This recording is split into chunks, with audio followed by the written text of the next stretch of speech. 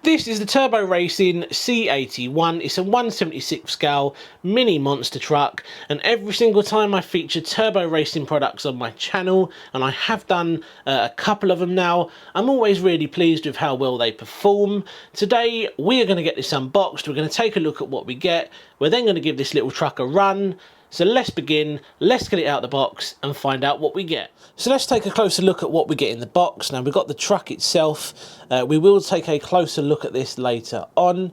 We've got a USB-C charging cable, and you get some form of extender. I think this is to attach to the transmitter so that you can clip the car on if you want to charge it from the transmitter, and I'll show you how to do that in a moment. You've got 4 plastic ramps. You've got the smaller ones here and the slightly larger ones, and they're going to come in handy if you want to make your own track. You've got a 4-channel transmitter with this, and you've got your adjustments there, your channel 3 and channel 4 buttons, which will allow you to change your LED settings. And again, we will take a closer look at that later. We've got our throttle adjustment, 20%, 50%, 100%.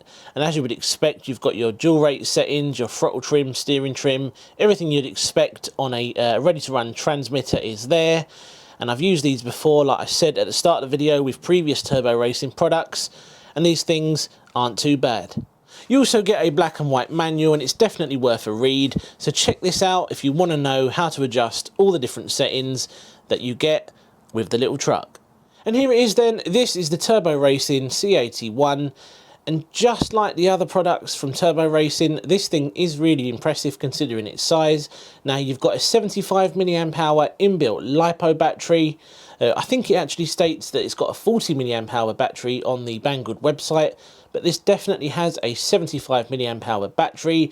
It's powered by a tiny little brushed motor, and the servo is also inbuilt into the truck itself.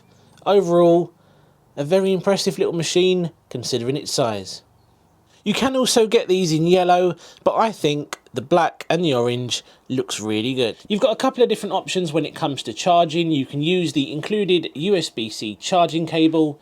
All you have to do is plug this into a USB port, or you can charge this using the transmitter. And it's a very simple process. All you have to do is clip this little adapter on, plug the truck in, and then set it to charge. The previous Turbo Racing cars didn't come with this little adapter. Because this thing has slightly higher ground clearance, it doesn't quite meet the USB connector properly on the controller, which is why they have included that little adapter, and that does really come in handy. Let's have a quick look at the light settings on this little truck then. So we're going to press the channel 3 button and see what it does. So that switches off the white LEDs and back on again. So this is with your channel 4 switch switched to the off position. As you can see, there's no rear lights. If we click that over to the middle, the first notch, it switches on the red LED lights. And if we quickly turn this around, click that over again, and that flashes the front white LED lights.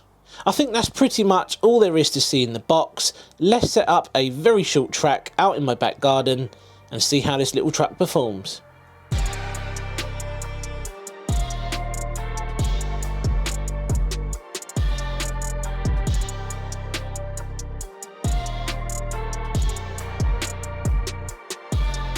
So all I've done here is put together a very quick track using what I've got available to me.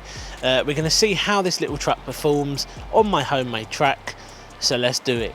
Every single time I try out one of these Turbo Racing cars, they always put a smile on my face. They're just so much fun considering how small they are. They are great little performers.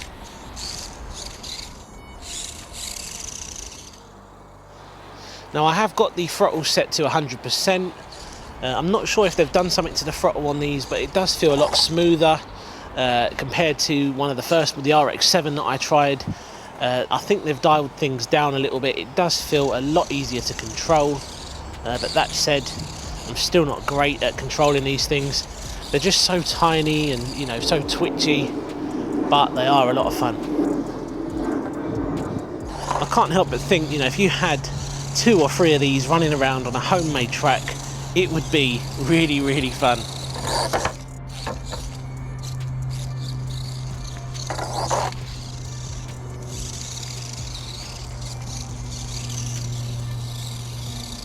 Well, admittedly my driving's not great on this little track, but again, that's all part of the fun. You know, you can change your track around, you can do whatever you want to do to make these things fun.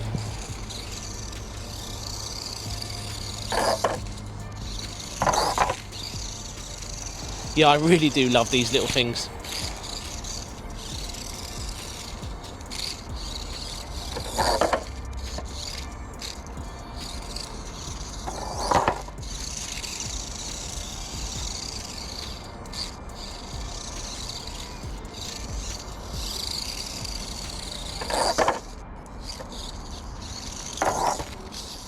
There we go then, that was the C81 in action on my homemade track. Now I have to say, having the extra ground clearance was really good. It performed really well out there in the garden. Now, is this worth the money? I think that is the question a lot of people are going to ask. This thing costs the same as a 144001 and the Flyhow FC610 I tried recently. Is it really worth spending that amount of money on a model so small? I mean, look, a lot of people are going to disagree and say it's not worth the price tag, it's just too much of a novelty item, and to a certain extent I do agree, but if you're looking for something fun to do at home, maybe with the kids, if you had 2 or 3 of these running around on a homemade track, I think these could be a really good option, especially when the weather's bad, or if you're isolating or anything like that. These little trucks would be a really good option. So we're going to leave the video there today. I really hope you enjoyed seeing this little truck in action, and if you did, be sure to check out the other turbo racing videos that I've done on my channel. I've got loads of great stuff coming up. Be sure to hit that subscribe button to stay up to date, and I'll see you again soon on the next one. Take care.